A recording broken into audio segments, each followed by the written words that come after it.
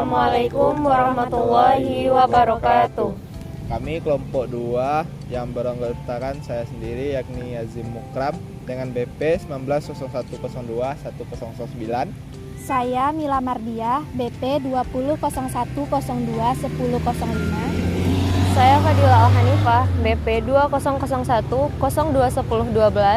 Saya Rifki Aspan dengan BP 2001021010. Baiklah, pada kesempatan kali ini kami dari kelompok 2 akan menjelaskan tentang kerusakan pada perkerasan jalan kaku, yakni retak yaitu cracking. Retak adalah suatu gejala kerusakan atau pecahnya permukaan perkerasan sehingga akan menyebabkan air pada permukaan perkerasan masuk ke lapisan di bawahnya. Dan hal ini merupakan salah satu faktor yang akan membuat luas atau parahnya suatu kerusakan. Berikut penjelasan mengenai kerusakan retak pada perkerasan kaku. Pertama, retak blok. Retak blok adalah retak yang saling berhubungan membentuk suatu retakan berbentuk segi 4 atau tidak beraturan yang berukuran 1 meter atau lebih. Risiko penyebab keretakan tersebut yang pertama adalah kurangnya slab saat pembangunan jalan. Yang kedua, kurangnya daya dukung dari pondasi bawah. Dan yang ketiga, menurunnya intensitas tanah dasar. Adapun akibat dari retakan blok ini, yang pertama, jika dibiarkan maka keretakannya akan semakin meluas jika tidak diperbaiki. Yang kedua, hilangnya keamanan dan kenyamanan saat berkendara. Seperti inilah contoh kerusakan blok yang kelompok kami temui di jalanan Universitas Andalas.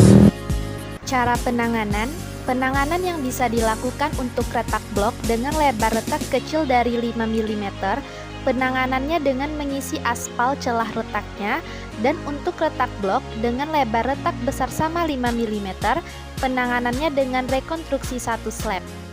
Selanjutnya yaitu corner crack atau retak sudut. Pengertiannya yaitu retak yang memotong secara diagonal dari tepi atau dari sambungan melintang ke sambungan memanjang. Resiko lanjutannya meluasnya area slab yang retak, berkurangnya kenyamanan dan keselamatan berkendara. Penyebabnya yaitu tebalan slab yang tidak cukup, kehilangan daya dukung pondasi atau tanah dasar. Cara penanganan dari retak sudut atau corner crack ini yaitu, jika mengalami retak sudut tempat terjadinya pecah, solusinya dengan pengisian celah retak. Namun, jika yang terjadi retak sudut dengan disertai pecah, maka solusinya ialah dengan rekonstruksi parsial. Diagonal crack. Diagonal crack adalah retak yang tidak berhubungan dan garis retakannya memotong slab. Adapun risiko lanjutan dari diagonal crack ini yaitu, yang pertama, makin meluasnya area slab yang mengalami retak. Yang kedua yaitu mengurangi kenyamanan serta keselamatan dalam berkendara. Nah, penyebab dari diagonal crack ini yaitu, yang pertama, terjadinya penurunan badan jalan. Yang kedua yaitu tebal slab yang tidak cukup. Yang ketiga yaitu terjadinya penyusutan dini selama masa perawatan. Dan yang terakhir yaitu terjadinya rocking.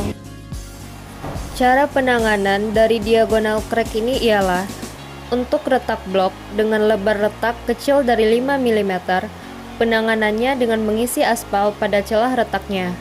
Dan untuk retak blok dengan lebar retak besar dari 5 mm, penanganannya yaitu dengan rekonstruksi parsial.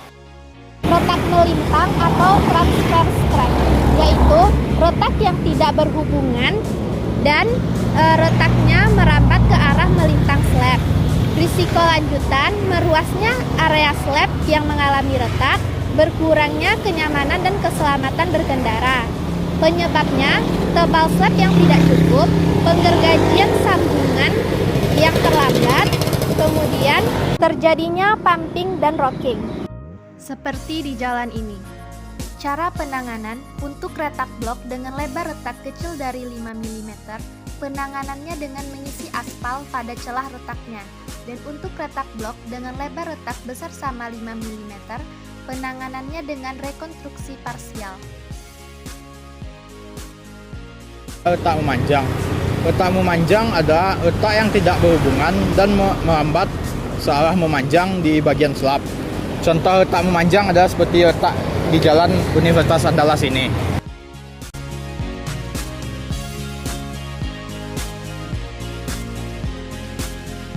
Penyebab retak memanjang ada berbagai penyebab. Yang pertama yaitu penurunan yang tidak beraturan di tanah dasar.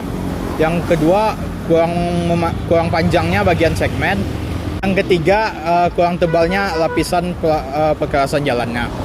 Adapun akibat yang terjadi akibat retak memanjang ini, yang pertama jika dibiarkan keretakannya akan semakin memanjang.